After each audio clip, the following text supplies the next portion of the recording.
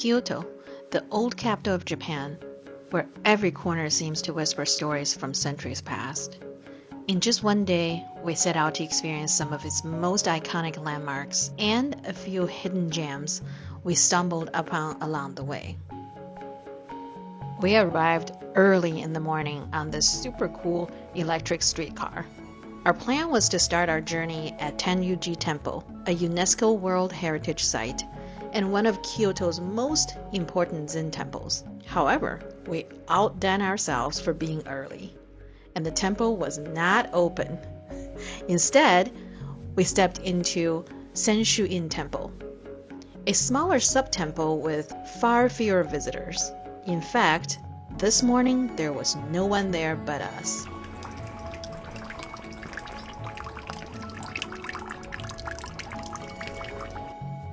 The quiet here is almost startling.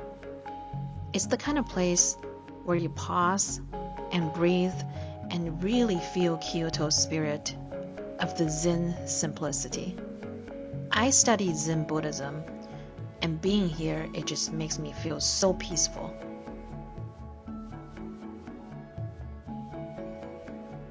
From there, we wandered into the famous Arashiyama Bamboo Forest. We've all seen it in photos, but standing here, it was a totally different vibe. It pays to come here when it's early and nobody's here. We got up at 5 this morning so we can be here, and it is really nice. It's nice and quiet, and right now it's not even 8 o'clock yet. It's like 5 minutes to 8, and there's already quite a few people here.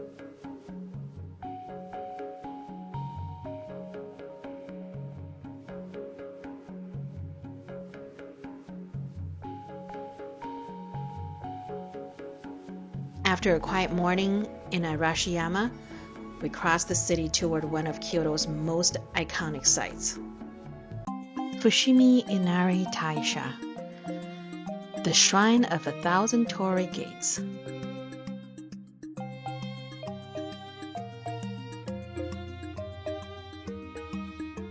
Remember I said earlier that we arrived to the first temple too early? Well, not for this shrine. There were a lot of people there, and it was not even 10 o'clock yet.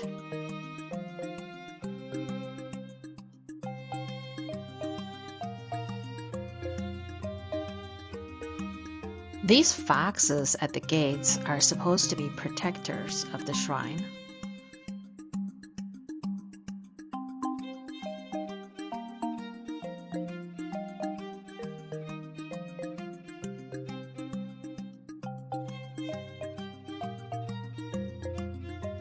The Torii gates go all the way up the mountain. We didn't do all the sections.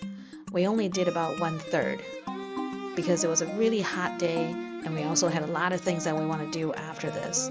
However, the experience, even going through 1/3 of these Torii gates, was just amazing.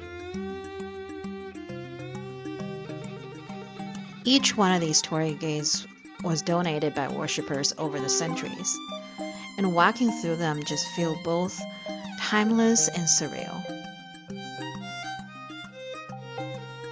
On our way to Tofuku-ji Temple, we made an unexpected discovery. This is Nanmei-in Temple, the resting place of Princess Asahi, wife of Tokugawa Ieyasu, Japan's first shogun, and sister of Toyotomi Hideyoshi, one of the country's great unifiers.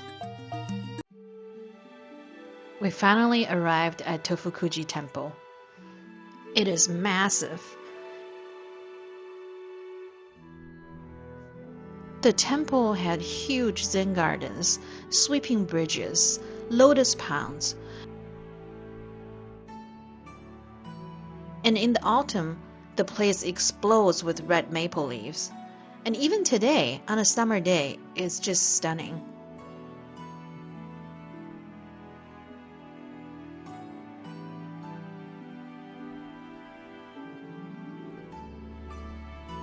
After a delicious lunch of waffle tacos with fried chicken, We made our way through the narrow streets of Higashiyama.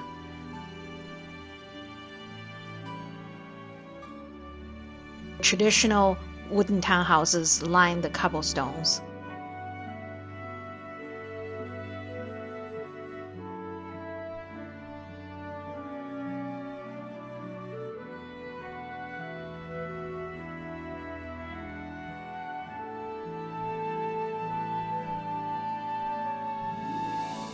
Rising above them is the Hōkan-ji Temple, better known as Yasaka Pagoda.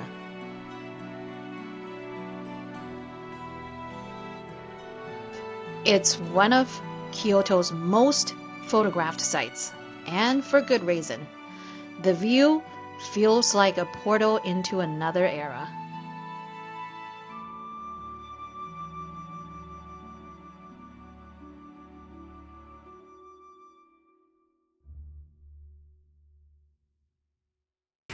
Jim loves beef, and he has not tried any Kobe beef yet on this trip. So there was a stand on the side of the temple, and he ordered himself some beef. Are you excited to get your beef skewer? Finally, this is the first one I've got in Japan. Yes. So, we were walking by and I couldn't pass it up. Next stop.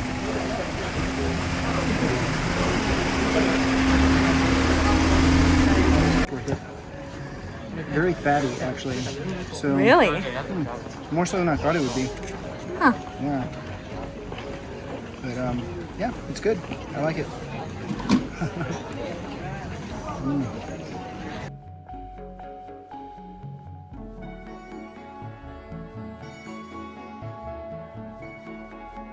After a long day of temples, gardens, and history, it was time to head back to Osaka.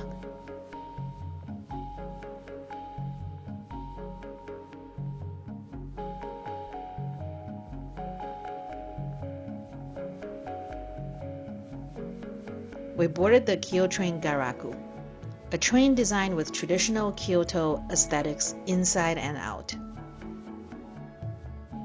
It felt like the perfect send-off to a city where tradition is woven into every detail.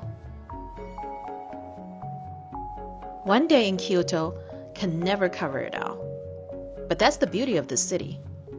Every visit leaves you wanting to return, to uncover just a little more of its timeless charm.